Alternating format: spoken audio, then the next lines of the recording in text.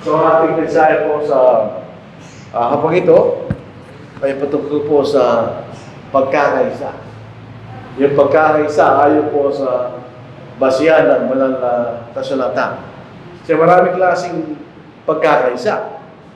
Pwede tayo magkaisa kahit di tayo nagkakasundo sa ating pinaniniwalaan.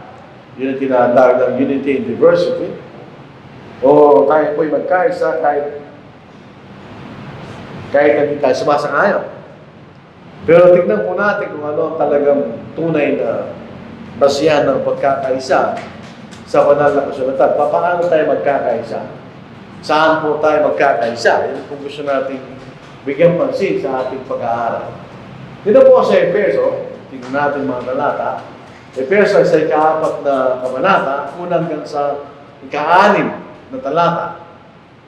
Kaya't ako na bilanggo sa Panginoon, pasilin po natin at tinasabi ni Pablo, siya bilanggo sa Panginoon. So naisulat po niya kalat na ito, siya nakabilanggo sa Rome. Ay nagsusumamo sa inyo na kayo'y lumakad nang nararapat sa pagkatawag na sa inyo itinawag, na may labos na kapakababaan at kamuan, may pagtsatsaga na magparaya sa isa't isa sa pag-ibig o sa pagmamahal, na nagsisikap na mapanatili ang pagkakaisa ng Espiritu sa buklod ng kapayapaan.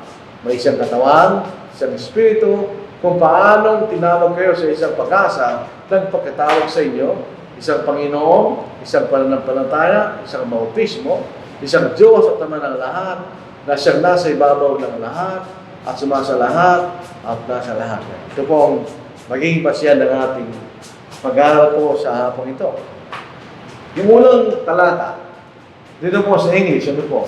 Endeavoring to keep the unity of the Spirit in the bond of peace. Mayroon salitang endeavoring to keep the unity. Yung salitang endeavor, ito po yung American spelling, ito po yung English spelling. The first way is serious, determined effort to achieve a goal. So ito po ay pag sinabing endeavor, ito ay seryosong kaparahanan para makuha mo yung gustong gawin. Acting as both a verb, meaning to try hard, o talagang magsumika, and then noun, meaning a sincere attempt, o isang seryosong pagsusumika. It suggests, sustain. Hindi po ito isang ginagawa lang. Ito'y patuloy na ginagawa kanya. Active striving, such as in professional endeavors or personal development, rather than a casual attempt. So, yung sinabing endeavor, ito'y patuloy nating pinagsusumikapan. Patuloy nating ginagawa kanya. Hindi lamang minsan natin ginawa. Yun ang sinasabi ng salitang pagsikapan o endeavor to keep the unity. Sinasabi ang pagkakaisa ay sa Espiritu. Kung yung mga salita na ginagamit kahit sa namang lingwahe, kung isang ginagamit natin sila hindi sa literal na paraan. Kung sinasabing pagkakaisa sa Espiritu, ito yung pagkakaisa ayon sa kalooban ng Diyos. Ayon sa pinahayag ng banal na Espiritu. Tandaan natin, ang nagpahayag ng buong katotohanan ay hindi ang Panginoon. Hindi na Ama, kundi ang banal na Espiritu. Dito sa John, chapter 16, verse 13, maliwanag sinabi mismo ng ating Panginoon. Nung buhay pa ang Panginoon, mayroong mga bagay na hindi niya naituro. Dahil sa panahon na yun, hindi maaaring maunawaan ng kanyang mga laga. Basahin natin. Sa verse 12, mayroon pa akong maraming bagay na sasabihin sa inyo, ngunit hindi niyo kayang dalhin sa ngayon. Subalit kapag dumating ng Espiritu ng katotohanan, papatubayan niya kayo sa buong katotohanan, sapagkat hindi siya magsasalita ng mula sa kanyang sarili, kundi anumang bagay na kanyang marinig, iyon ang kanyang sasabihin, at kanyang ipahahayag sa inyo mga bagay na darating. So, ang banal na Espiritu ang nagpahayag ng buong katotohanan. So, pinagsisikapan natin mapanatili ang pagkakaisa ayon sa kalooban o katotohanan na pinag ng banal na Espiritu kanya. Hindi po pagkakaisa ayon sa kalooban ng tao. So, mayroong pagkakaisa ayon sa kalooban ng tao. O, hindi yun ang ating pinagsisikapan. Ito'y ayon sa kalooban ng Diyos na pinayag ng banal na Espiritu. Atin dito persahan. May mga sakay ng pananampalataya na nagkakaisa. Minsan kahit po sa eleksyon, isa binoboto nila. Pero hindi yun ay ginagawa nila dahil may halong pananako o persahan. Ang ating pagsusumikap na mapanatili ang kapayapaan o pagkakaisa ay hindi sa ganung paraan. Ito'y bunga ng ating pananampalataya. Naunawaan natin ang kahalagahan na magkaroon tayo ng pagkakaisa. So, hindi natin pinipersaya, not by intimidation.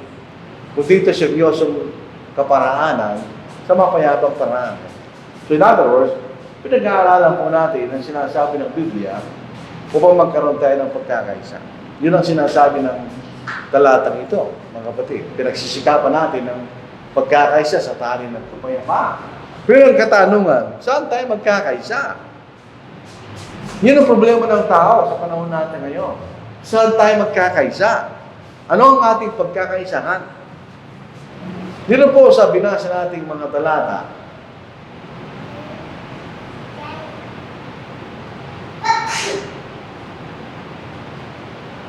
mayroong mga bagay na dapat nating pagkaisahan.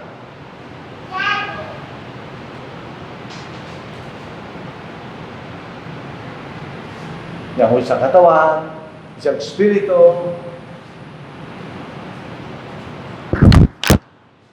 isang pag-asa ng pagkatawag sa atin, tapos isang Panginoon,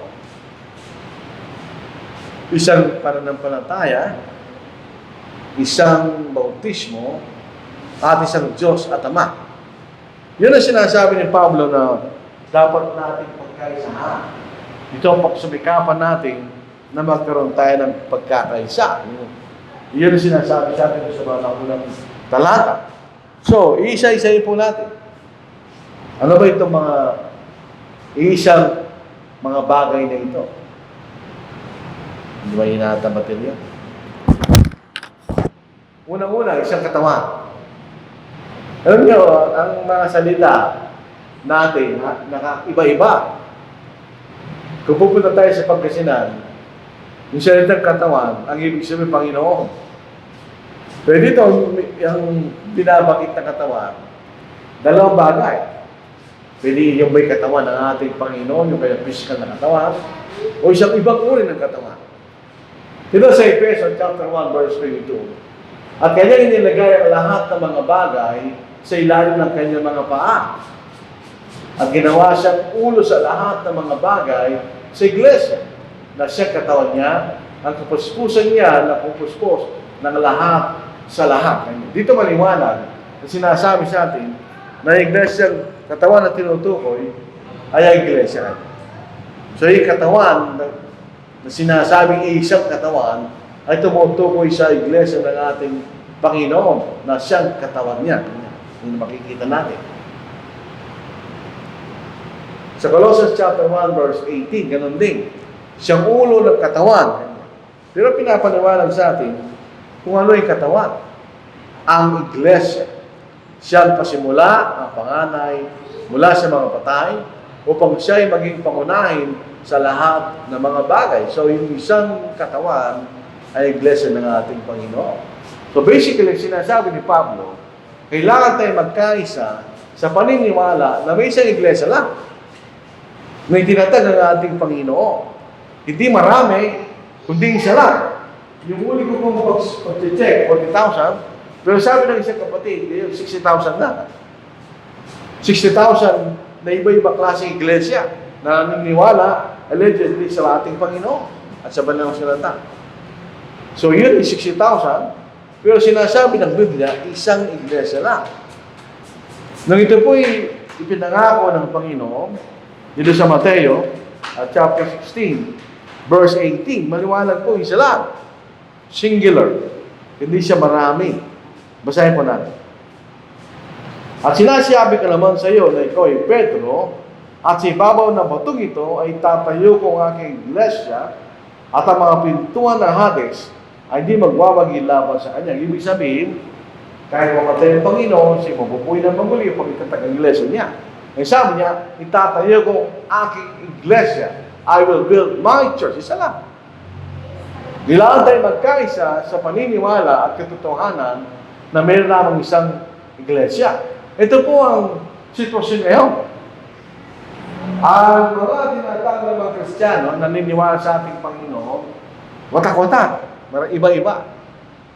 Meron po tinatawag Eastern Christianity, yung po yung mga Orthodox, Armenian, Syriac, Ethiopian, Coptic. Tama yung Western Christianity, yun ang kalimig, alam po natin. Galing sa Roman Catholic Church. So iba-ibang klaseng paniniwala. Iba-ibang klaseng iglesia, iba-ibang klaseng pagsamba, iba-ibang klaseng parang nagkaligtasan. Ito po yung idea ng denominationalism. Na ang iglesia ay parang pera. Pwedeng ang 20 pesos na buo, o pwedeng 10 piso, o 5 piso, o 20 piso. Parang 20 pesos yan kanina. So ito yung i-apply nila sa iglesia. So yung iglesia na binubuo ng iba't ibang klaseng denominasyon, ay hindi totoo yan. Iglesia lang ay isa, tinatag ng ating Panginoon.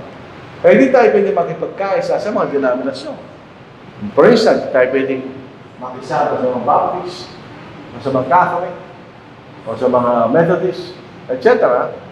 Dahil di ba kailang paniniwala sa iglesia ng ating Panginoon sa Biblia ay nagsasabi, meron lamang isang iglesia.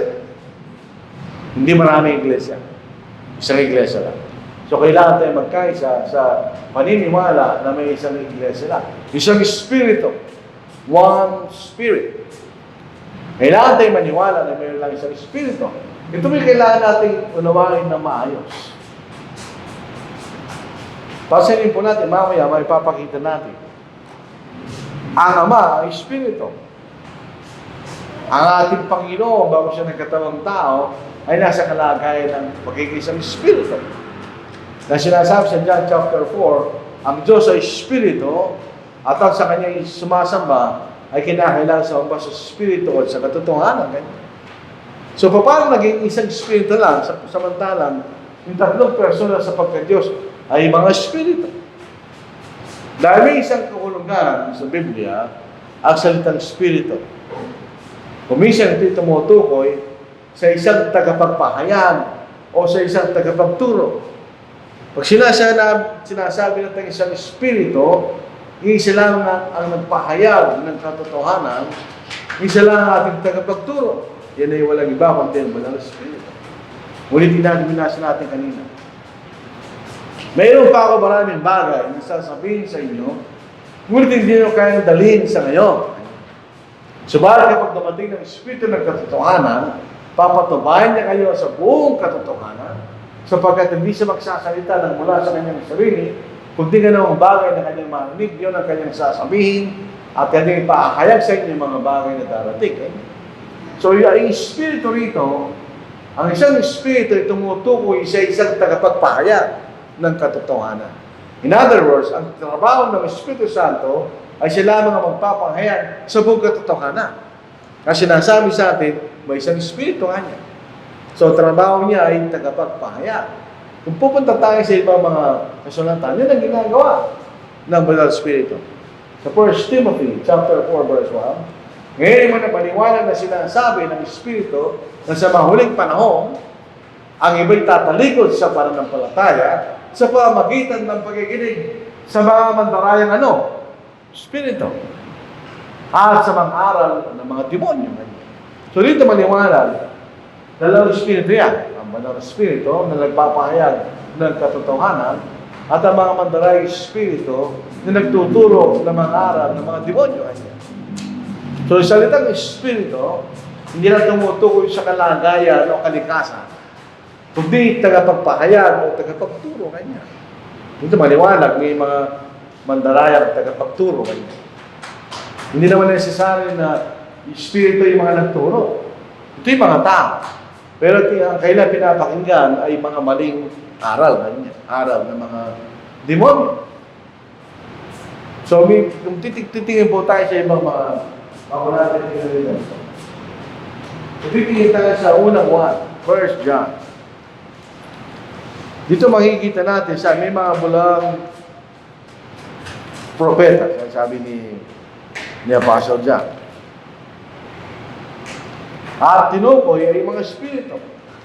Sa 1 John chapter 4 verse 1, pang sumusunod, mga minamahal, huwag ninyong paniwalaan ng bawat espiritu ngayon. Na ibig sabihin niya, huwag ninyong paniwalaan ng bawat nagtuturo. Ang ibig sabihin ni Apostle John. Kundi niyo subukin ng mga espiritu kung sila sa Diyos, sapagkat maraming lumitaw ng bulang propeta at sanglibutan. So, sino yung mga espiritu rito? Yung mga bulang propeta. Dito nakikilala ninyo ang espiritu ng Diyos. Ang bawat espiritu nagpapahayag na si Kristo ay naparito sa laman ay sa Diyos. At ang bawat espiritu hindi pinahayag si Jesus ay hindi sa Diyos. Ito ang espiritu ng Antikristo na inyong narinig na darating at ngayon nasa sanglibutan na. So, ito yung mga espiritu, ito yung mga tagpagturo. Kapag ka ang isang espiritu, ang itinuturo niya ay ang katotohanan, ito yung sa Diyos. Ito yung nakapagturo sa Diyos. Pero pag ang espiritu ay nagtuturo na maling aral, ito yung espiritu hindi ng Diyos. So, yun ang idea ng salita, isang espiritu, isang tagapagpahayag, isang tagapagturo, isang pag-asa ng ating pagkatawad. Nung tayo po ay inaralan, tayo tinawag. Nung tayo naaral sa Ebanghelyo, tayo tinatawag ng Diyos patungo sa kalagayan ng pagiging ligtas mula sa ating pagiging makasalanan, patungo sa kalagayan tayo po ay ligtas, mga kapatid.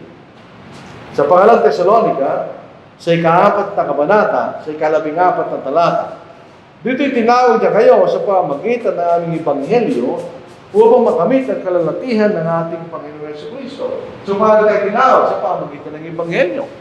Saan tayo tinawag? Sa pag-asa ng ating pagkatawag. So, meron isang pag-asa.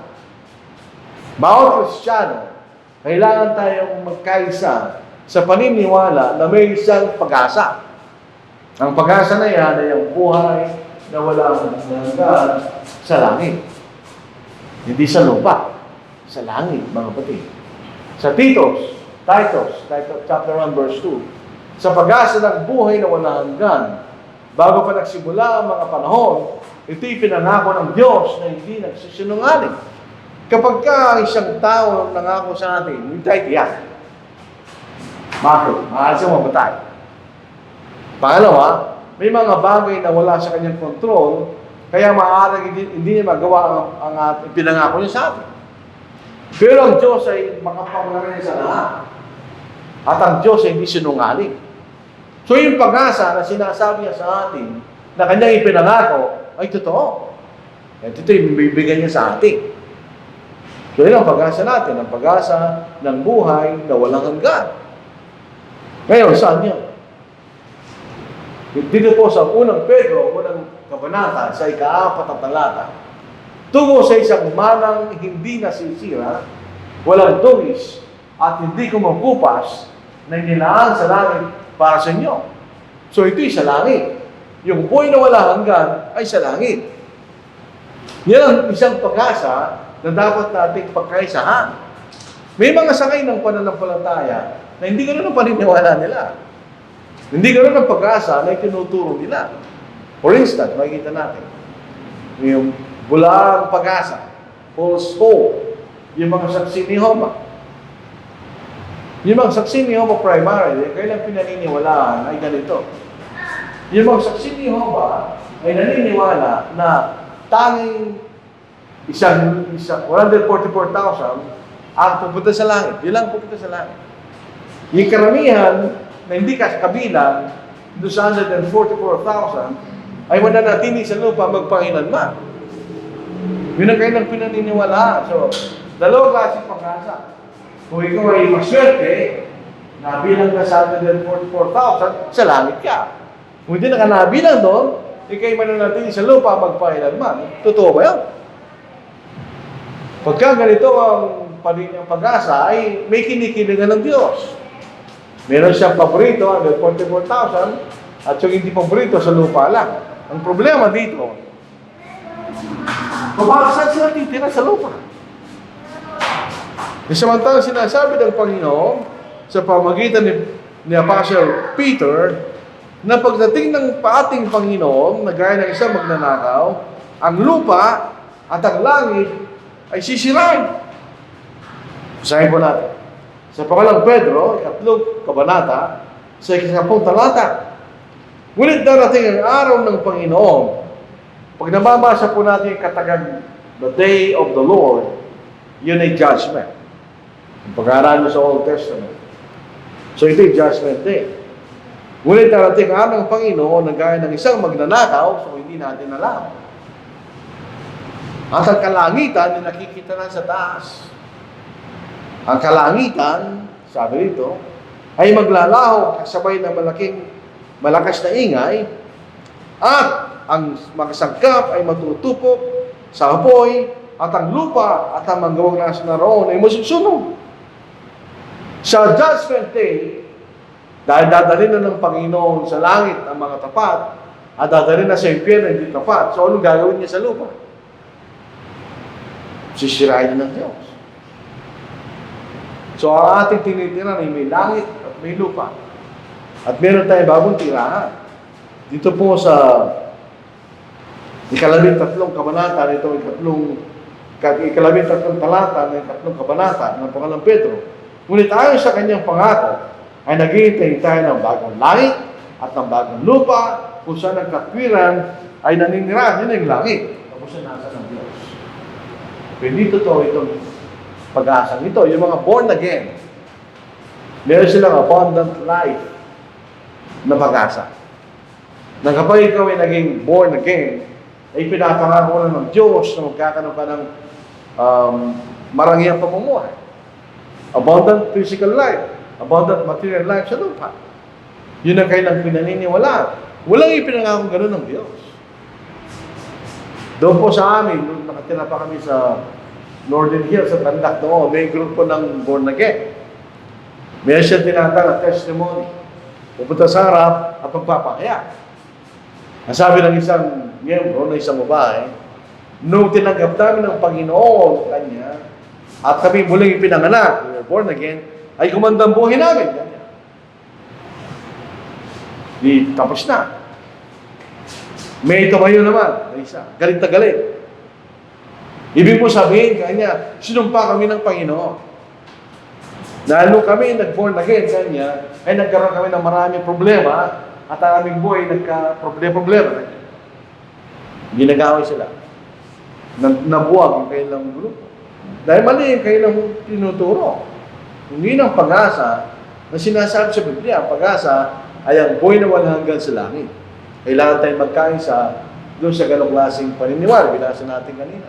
Masisira lang yung langit at lupa. So, saan sa titira? Isang Panginoon. Ang ibig sabihin ng Panginoon, Master, yung siya ang ating susundin. Yan ang Panginoon. Pasinin natin sa Biblia, ang Diyos ay tinatawag na Panginoong Diyos. Pero bakit isang Panginoon? Dito sa Lucas, chapter 6, verse 46. Ito po yung necessary influence ng isang Panginoon.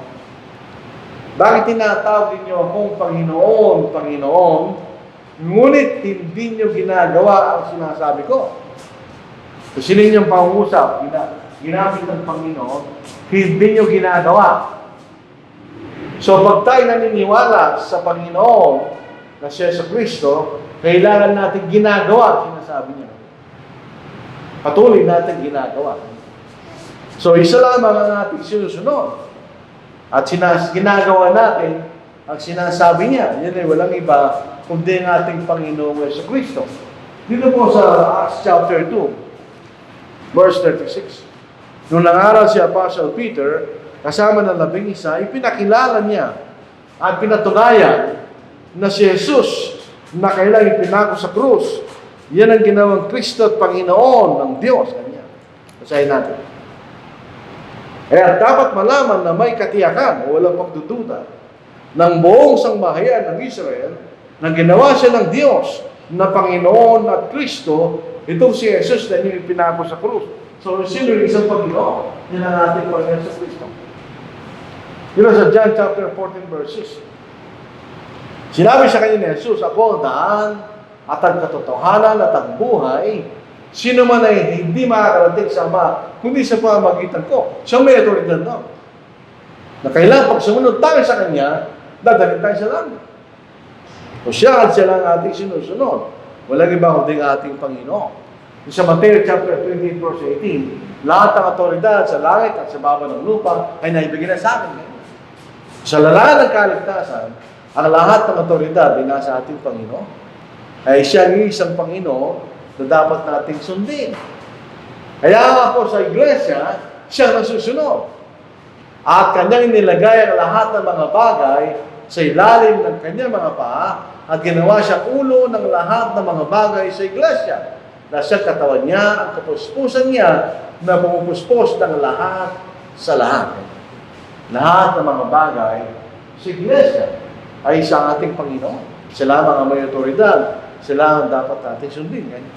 So, siya ang isang Panginoon.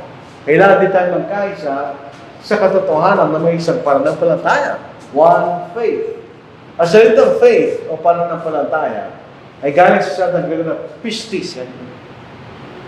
Nang ibig sabihin, yung kanyang literal na kahulugan ay firm persuasion, isang matatag na paniniwala. A conviction based upon hearing.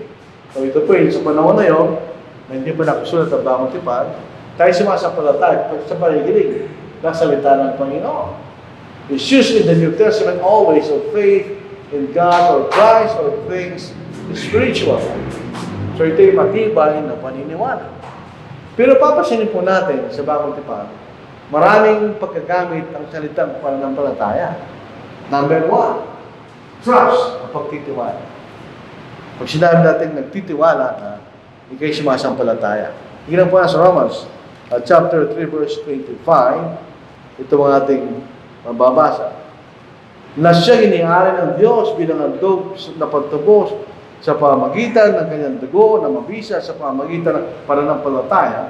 Ito'y kanyang ginawa para maipakita ang kanyang matuwid ng Diyos sapagkat sa kanyang banal na pagtitiis ay kanyang pinalampas sa mga kasalanan ng gawa sa nakaraan. So yung pananampalataya ito ay pagtitiwala. Nagtitiwala tayo sa ginawa ng ating Panginoon. Pwede rin pong pwede pagkatiwalaan. Trustworthiness. Ito yung kalagay na pwede kang pagkatiwalaan. Yun din po yung pananampalataya na ginagamit sa balalang sulatan. Basahin po natin Matthew chapter 23, ito sa verse 23. Ito po ang ating mababasa.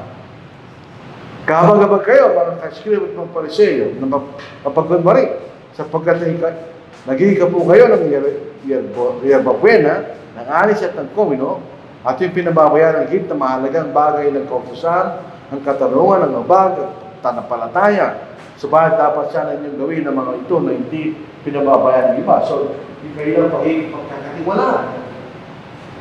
O kaya, by metonymy, ang nilalaman ng ating pinaniniwala, the faith, tulad po sa chapter 6, verse 7. O kaya ang batayan ng ating pananampalataya, o katiyakan ng ating pinaniniwala, sa Acts 17, verse 31. O ito yung pledge of fidelity, ikaw ay nangako na ikaw magiging tapat. Sa 1 Timothy 5:12. So lahat na yan ay pistis. Pero sa talatang ito, ang salitang pistis ay tumutungkol sa nilalaman ng ating pinaniniwalaan. Kung ano ang ating pinaniniwalaan. So ibig sabihin ng one faith, iisa lang ang ating pinaniniwalaan. Iisa lang ang nilalaman ng ating pinaniniwalaan. Nagkakaisa tayo sa nilalaman ng ating pinaniniwalaan. Yun ay nanggagaling sa salita ng Diyos o salita ng ating Panginoon. Yan ang ibig sabihin ng one faith sa talatang yan. Kailangan tayo magkaisa ng pagkakaisa ng ating pinaniniwalaan. Ano ang dapat nating paniwalaan? Yung ipinahayag ng Banal na Espiritu sa pamamagitan ng mga nagsulat na kinasiyahan ng Espiritu. Maraming nagsusulat ng mga tao. Hindi natin sila karakarakan paniniwalaan. Ang pinaniniwalaan lang natin sa larangan ng pananampalataya ay pinahayag ng Banal na Espiritu. Binasa na po natin yan, di ba? Siyang papatubayan niya kayo sa buong katotohanan. Yung ipinahayag lamang ng Espiritu Santo. Yung mga propeta, at ang mga apostol ay mga propeta na sa niya, paano sila nagsasalita? Sa pamagitan ng pag-uudyok ng Espiritu Santo, yung sinasabi nila ay bawat salita ay galing sa Espiritu Santo kanya. Sa pangalang Pedro, chapter 1, verse 20 hanggang verse 21. Una sa lahat, dapat ninyong malaman ito na walang propesiya ng kasulatan na nagmula sa pansariling pagpapakahulugan.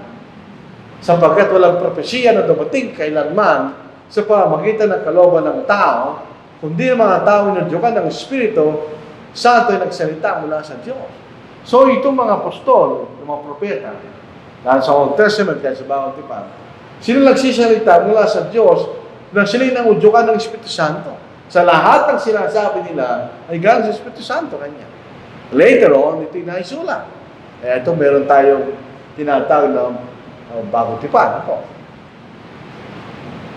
So ito yung naisulat ng mga tao inudyukan ng Espiritu Santo. They were inspired by the Holy Spirit. Sa pangalang Timoteo, chapter 3, verse 16, ang lahat ng mga kasulatan ay kinasiyahan ng Diyos. Dito po sa Ingles, all scripture inspired of God. Pero mas magandang lagay natin sa isipan, all scripture inspired by God. Yun ang sinasabi niya. Yun lamang kasulatan na kinasiyahan ng Diyos. Hindi lahat ng kasulatan ay mapapakinabangan sa pagtuturo, sa pagsawain, pagtutuwid, at sa pagsasanay sa katwiran, upang ang tao ng Diyos ay maging ganap, nasasangkapang lubos sa lahat ng magawang mabuti. Kanya. So, isa itong kinasihan, inspired by God. Isa itong inspired, ang ibig sabihin, God breath. Galing sa hininga ng Diyos. Kapag nagsasalita tayo, kailangan ng hininga. Otherwise, walang vibration sa vocal cords. So, kailangan mo ng hangin para kayo magsalita. Kapag ang Diyos ay nagsasalita, para siyang tao na galing sa kanyang hininga ang kanyang sinasabi. So, yung bawat salitang lumalabas sa bibig ng Diyos. Tulad na sinabi ng Panginoon sa Matthew chapter 4, verse 4. So, yung mga salitang naisulat ay mga salitang galing sa Diyos. At yun ang sinasabi sa atin. Sa John chapter 20, verse 30, bakit naisulat? Para tayo sumampalataya. Gawa si Jesus na marami pang ibang mga tanda sa harapan ng kanyang mga lagad na hindi naisulat sa kalat na ito. Ngunit ang mga ito ay isinulat upang kayo sumampalataya na si Jesus sa Kristo, ang anak ng Diyos, at sa pagsasampalataya magkaroon kayo ng buhay sa kanyang pangalan. Yan lang ating paniniwala. Hindi natin pwedeng paniwala opinyon ng mga tao o mga nagsasalita na walang basihan sa banal na sulatan. Yan lamang ipinahayag ng Espiritu Santo, yan lamang isang pananampalataya. Doon tayo dapat magkaroon ng pagkakaisa. Isang pananampalataya, yung sinasabi natin. Hindi pwedeng iba-iba. Hindi natin pwedeng palitan. Sa Galatians chapter 1, verse 8, subalit kahit kami, yung pong lumang Tagalog, kahimat kami, hindi natin ginagawa, hindi natin naintindihan nyo. Ito bagong salin, sabi niya, subalit kahit kami, o isang anghel mula sa langit, ang mangaral sa inyo ng Ebanghelyo, na iba sa aming pinangaral sa inyo, ay ayaang siyang sumpain. Hindi tayo pwedeng mangaral ng ibang Ebanghelyo. Hindi din tayo pwedeng mangaral ng ibang aral. Sa 2 John chapter 1, verse 9, ang sino mang lumalampas at hindi nananatili sa Kristo ay hindi kinaroroonan ng Diyos. Ang nananatili sa aral ay kinaroroonan ng Ama at gayon din ng Anak. Yung po mga denominasyon, meron silang paniniwala na pwede kayo magkaisa sa Ebanghelyo, ang katotohanan sa Kristo na matay, na libing, at nabuhay na magaling, pero pwede kayo magkaiba sa doktrina. So, iba yung aral, iba yung Ebanghelyo, sa doktrina kanya. Yung doktrina, tinutukoy nila para ng pagsamba, yung pangalan ng iglesia, yung organisasyon ng iglesia, doktrina lang daw yun. Hindi mahalaga. Ang mahalaga yung Ebanghelyo, dito sa atin. Napasinin po natin. So, Romans chapter 6, verse 7. Ngunit salamat sa Diyos, bagamat kayo dating mga lipin ng kasalanan, kayo taus-pusong sumunod. Saan? Sa inyo ng aral. The form of doctrine. So, pansinin nyo, ang Ebanghelyo ay tinatawag na aral. Na doon ay pinagkatiwala kayo. At pagkatapos na mapalaya kayo sa kasalanan, ay naging mga lipin kayo sa paggawa ng matuwid. So, anong aral ang sinunod ng mga taga-Roma? Ang Ebanghelyo. So, Romans chapter 6 verse 3, mga sumusunod. O di ba ganyan nalalaman na tayong lahat na mga nabautismo kay Kristo Jesus ay mga nabautismo tungo sa kanyang kamatayan? Na kaya tayo nilibing na kasama niya sa pamagitan ng bautismo tungo sa kamatayan. Nang paano si Kristo ay muling nabuhay mula sa mga patay sa pamagitan ng kalulati ng Ama, ngayon din naman tayo makalalad sa kanibagong buhay. Paano siya naligtas? Kung sila sa mundo si Ebanghelyo, kung sila bautismohan. So, walang pagkakaiba ang Ebanghelyo sa aral ni Kristo. Ang Ebanghelyo ng Kristo, yun ang aral ni Kristo. Ang aral ni Kristo, yun ang Ebanghelyo ng ating Panginoon. Yung sa mga denomination, meron silang distinction na sinusunod. Iba ang Ebanghelyo sa doktrina. Ay, hindi totoo yun. Hindi tayo pwede makisama sa gano'n. Ay siyang pananampalataya, yan ang Ebanghelyo ng ating Panginoon, na sarili ng aral ng ating Panginoon. Yun lang ang dapat nating paniwala. Isang bautismo. Alam niyo, sa lahat ng mga tinatawag na allegedly mga Kristiyano, naniniwala sila sa lahat ng naniniwala sila sa paraan ng bautismo, maliban lang sa mga Quaker. Yung Quakers. Yan po yung pong Quaker Oats. Yun ang ginawa ng mga tao na may paniniwalang Quaker. Yun yung reliyon. Yun lamang ang hindi naniniwala sa bautismo. Lahat naniniwala. Pero ano yung tunay na bautismo? Ang tunay na bautismo ay may tamang subject. Right subject. Tayo po mga galing sa Katoliko, tayo bininyagan na tayo maliit. Wala tayong kinalaman. Pero ang subject ng bautismo ay isang sumasampalataya na nagsisisi. In other words, ito yung may sapat ng kaisipan na malaman kung ano yung kasalanan at dapat siyang magsisi at sumampalataya para sa maligtas. Kung tayo ay bininyagan, kaya meron tayo Nino at Nina, pag nagtatanong yung pari, ikaw ay sumasampalataya na si Jesus ay ang Diyos, paano sasagot sa sagot? Kung sasagot yung Nino at Nina, opo kanina. Yun ang purpose ng Nino at Nina at magulang. Sila'y sumasagot. Pero sa Biblia, hindi gano'n. Ikaw mismo sumasampalataya. Ito sa Marcos 16, sabi ng Panginoon, ang sumasampalataya at bautismohan ay maliligtas. Datapot ang hindi sumasampalataya ay parusahan. Yung mismo binabautismohan ang sumasampalataya. Siya rin ang nagsisisi. Sa Gawa chapter 2 verse 38, na marinig nila ang pangungusap ni Apostle Peter kasama ng labing-isa na ginawa ng Diyos, ng Kristo Panginoon si Jesus. Sa anong gagawin namin? Sabi ni Pedro at ng labing-isa, magsisi kayo at ang bahal sa sarili magpapautismo sa bahal sa Kristo at tatagapin yung kaloob ng Espiritu Santo. Mapapatawad na kayo ng mga pagkakasala. Yung bahay, o yung eunuko, habang naglalakbay sila, kasama ni Felipe, nung mga tig sila sa dagang may tubig, nagtanong yung batik, may eunuko, narito ang tubig, anong kinakailangan gawin upang mabautismohan? Ang sabi ni Felipe, kung mananampalataya ay maaari. Ang sabi, naniniwala ako na si Jesus ay ang Diyos. At sinikapan mo sa tubig at binautismo niya siya. So, ang right subject ay yung tao na maaari sumampalataya, maaari nang kumilala ng kanyang pag-aasala, yun ang dapat bautismohan. Pangalawa, ibinasa na po natin. Tamang aksyon. Alam niyo, sa Methodist Church, pwede ka pong mamili. Pwede musik, pwede buhos, pwede lumok. Ano ba yung talagang aksyon ng bautismo? Ang mga naging para magkomplikasyon, yung mga naunang nagsalin mula sa Grego o Hebreo patungo sa English ay mga Anglican o English Catholics. Sila naniniwala sa bisig.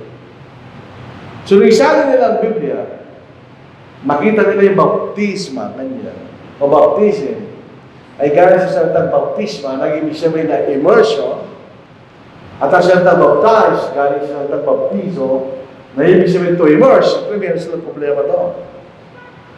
Pag sinala nila sa tamang paraan, kailangan nilang palitan ang paniniwala nila. So, by compromise, hindi na sinali. Inalis nila yung salitang A, naging baptism, naging English sounding word. Inalis nila yung letter O, sa baptism, pinilitan ng E, naging baptize. Pero alam po natin na ang baptismo ay immersion. Number one, nangangailangan ng maraming tubig. Ang pinakaunang napasok natin ng baptismo ay si John the Baptist. At sa Romans, John chapter 3, verse 23, at si Juan ay nagbabaptismo sa Enom na malapit sa salim, o salim na malapit sa Enom, sapagkat maraming tubig doon. Pag sinabi natin sapagkat, yun ang dahilan. Maraming tubig doon kanya. Ang bautismo ay isang anyo ng paglilibing. Inalabing tayo sa pamamagitan kanya ng bautismo patungo sa kamatayan ng ating Panginoon. Binasa natin yan sa Romans 6 verse 4. Wala tayong nakikita naglilibing ng nagbibisik ng kaunting lupa sa kabaho. Inilulubog natin kabaho sa lupa, traditionally, 6 feet under the ground. Pero ngayon, dahil meron ng mga sealed na container, kahit mababaw lang. Pero nakalubog pa rin. Ang tubig ay ikay lumulusog patungo sa tubig. Nang bautismo ng Pilipay, batis, nasusulat, Acts chapter 8, verse 10, sila ikapon lumusog sa tubig. Kayo pumupot sa tubig. Yung nakikita nating magbinyag, ang tubig ay lumalapit sa tao. Ang tunay na bautismo yung tao lumalapit sa tubig. Dahil ito'y paglulubog. Anong layan ng bautismo? Nabasa ko lang sa kaligtasan, nagsisimula sa pagpapatawad ng ating mga pagkakasala sa Acts chapter 2, verse 30, at kapag tayo binautismohan, ibinihis na si Kristo. Binasa na po natin yan, so ito babasahin natin. Sapagkat ang lahat na sa inyo binautismohan kay Kristo, ay ibinihis si Kristo. Kaya natin tinagap si Kristo, tayo nabautismohan. Kaya hindi tayo pwede maligtas kung sumampalataya ka lang. Pag sumampalataya ka lang, hindi, wala pa si Kristo sa'yo. You're baptized into Christ. Tayo na po patungo kay Kristo. So, binibis natin ang ating Panginoon. Tinatanggap natin sabihin ng ating Panginoon at tagapagligtas. At pag tayo na baptismohan, tayo rin nagdaragdag sa iglesia ng ating Panginoon. Hindi tayo nagdaragdag. Siya nagdaragdag sa atin. Ito po sa mga talatang babasahin natin. Then those who gladly received His word were baptized, and that day about 3,000 souls were added to them. Look at verse 47. Praising God and having favor with all the people, and the Lord added to the church daily those who were being saved. So yung lahat ng mga naligtas ay naligtas sa iglesia. Sila yung naligtas. Yung sumunod sa Ebanghelyo. Yung sumampalataya, nagsisi, nagpahayag na kailan pa na nagpalataya, tapos pag ginawa natin yan, tayo nilalagdag patungo sa kanyang iglesia. Bilang ng mga maliligtas. Doon sa gawa, Hebrews chapter 5, o Efeso chapter 5, verse 23, siya ang tagapagligtas ng katawan. Na walang iba kundi iglesia. Kung wala lang sa iglesia niya, hindi ka maliligtas. Hindi ang iglesia tagapagligtas. Si Kristo. Pero ang nililigtas lamang niya ay yung kabilang sa kanyang iglesia, isang Diyos at Ama. Hindi sinasabi ng wala ng Diyos. Isang Diyos at Ama kanya. Isang Diyos at Ama ng lahat na siyang nasa ibabaw ng lahat at sumasa lahat at nasa lahat. Hindi sinabi isang Diyos lamang kundi ang Ama. Kundi may isang Diyos at Ama. Yan ang ating Ama at nasa lahat. Kung titingnan natin ang Diyos, Isa lang po natin ng mga kapatid. Itong kalagayan ng Diyos. Ang Diyos ay pinaniniwalaan natin ay binubuo ng tatlong persona. Ang Ama, na sinasabing siya'y nasa kalagayan ng pagiging Diyos. At ang Espiritu Santo, na nasa kalagayan din ng pagiging Diyos. Dito sa Jude 1, ang Diyos Ama kanya. Dito naman, sinasabi ng Espiritu Santo ay Diyos. At ang ating Panginoon, sa Hebrews chapter 1, verse 8, tinawag siyang Diyos na mismo ng kanyang Ama. So ito tatlong ito ay pare-pareho na sa kalagayan ng pagiging Diyos. Pero ang Ama, hindi siya ang Anak. At ang Anak, hindi siya ang Ama. Ang Ama, hindi rin siya ang Espiritu Santo. Ang Espiritu Santo, hindi rin siya ng Ama. Ang Espiritu Santo, hindi siya ang Anak. At ang Anak, hindi ng Espiritu Santo. Ito lang mo, nagkaroon-Spirit. No Spirit. Ito ang Diyos na nagkakaisang Diyos. So, pansinin nyo, lahat ng tatlong yan ay nasa inyo ng Espiritu. Lahat ng tatlong yan ay mga Panginoon. Lahat ng tatlong yan ay tinatawag ng Ama. Sapagkat sa mga sila ang naman sa atin. So dito, bakit natin nilagay yan? Dahil itong punto po natin. Bakit nagkaroon ng isang Panginoon, isang Espiritu, at isang Diyos at Ama? Number one, may isang Panginoon, yun ang ating Panginoon sa Kristo. May isang Espiritu Santo, may isang Espiritu na walang iba ng Espiritu Santo. At may isang Diyos at Ama. Gano'n? E samantalang yung tatlong yan, titignan natin. Ang Diyos ay Panginoon, ang Diyos ay Espiritu at Ama. Ang Diyos hindi tinatawag na Panginoon. Noon po sa Deuteronomy chapter 6 verse 4, ang Panginoong Diyos ay isang Panginoon. In other words, ang Panginoon, ay sa Kristo ay Panginoon, ang Diyos ay Panginoon, at ang Espiritu Santo ay Panginoon. Ang Diyos ay Espiritu. In other words, ang Ama ay Espiritu, ang Espiritu Santo ay Espiritu, at ang ating Panginoon ay Espiritu. Nasa John chapter 4 verse 24, sinasabi, ang Diyos ay Espiritu, at ang sa Kanya sumasamba ay kinakailangan sa Diyos Espiritu at katotohanan. At ang Diyos ay Ama. Pasinin niyo sa Isaiah chapter 9 verse 6. Ang ating Panginoon, tinawag siyang wala hanggang Ama. In what sense? Dahil silang lumalang sa atin. Sa 9.6, basahin po natin. So, hindi lang ang Diyos Ama, tutulong sa iyo. Sapagkat sa atin ay pinalang isang bata, sa atin ay binigay ang isang anak na lalaki, at ang pamamahala ay maatang sa kanyang balikat, at ang kanyang pangalan ay tatawagin ka mga tagapayo, mga Panginoon Diyos, wala hanggang Ama. So, mula pa nung simula, ang Panginoon ay Ama. Sa katotohanan siya wala. So, bakit nagkaiwalay? Dahil lamang sa kailang gawain sa pagliligtas. Si Kristo, ang Panginoon, siya ang tagapagligtas. Siya namatay para sa atin. Ang Banal na Espiritu bilang isang Espiritu, siya ang tagapagpahayag, ang tagapagturo ng katotohanan. At ang Diyos bilang Ama, siya ang nagplano ng bagay ng kaligtasan. So yung naggawain nila sa kaligtasan. Huwag tayo malito, parang ang Panginoon, sis lang ang Panginoon. Ang Ama ay Panginoon. Ang Espiritu Santo ay Panginoon. Pero sinabi ng isang Panginoon, isang Espiritu, isang Diyos na naman, may kaunahan sa kailang kanya-kanyang gawain sa pagliligtas ng tao.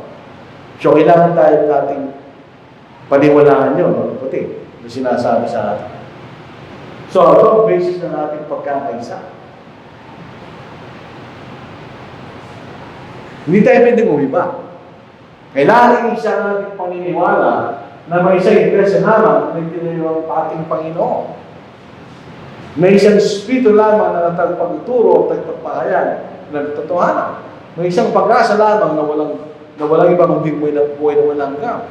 May isang Panginoon lamang natin susunod. Yun ang ating Panginoon. Isang pananampalataya, isa lamang nating pinaniniwala. Hindi iba-iba. Isang bautismo, yun ang bautismo yung nilulugo sa para sa ating kaligtasan at para tagapin natin ng Panginoon at sa Diyos at Ama. Yes. Kailangan natin paniwalaan ang pitong bagay nito. Diyan tayo nagkakaisa. Sa labas ng pitong ihan, pwede tayo magkaroon iba-ibang klaseng paniniwala. Pero sa pitong ihan, kailangan iisa nating pinaniniwalaan para tayo magkaroon ng pagkakaisa bilang mga Kristiyano, bilang mga ng Diyos, at bilang iglesia ng ating Panginoon. Kaya hindi tayo nagkakaroon ng pagkikisama sa mga denominasyon. Dahil meron silang ibang paniniwala sa mga bagay na ito. So ito po ang ating mensahe po sa hapon ito.